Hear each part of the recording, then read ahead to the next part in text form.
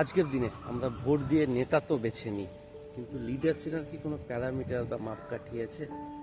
পার্টির কথা না হয় পরে আসবে, পার্টি তো আর আপনার প্রবলেম শুনবে না, শুনবে আপনার ওই লিডার।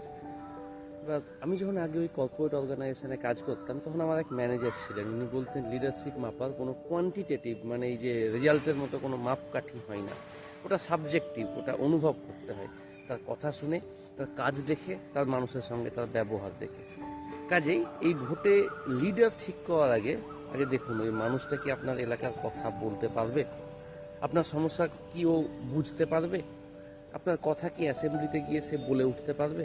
আর একটা জিনিস অবশ্যই মনে রাখবেন, শুধু ধর্ম, আপনার জাত, আপনার কমিউনিটি এগুলো দেখে বা এগুলোর নামে কেউ যদি ভোট চায়, তাহলে আগেই বুঝে নেবেন কি যে ও কিন্তু নেতা না, সে বিভাজনের ব্যবসায়ী।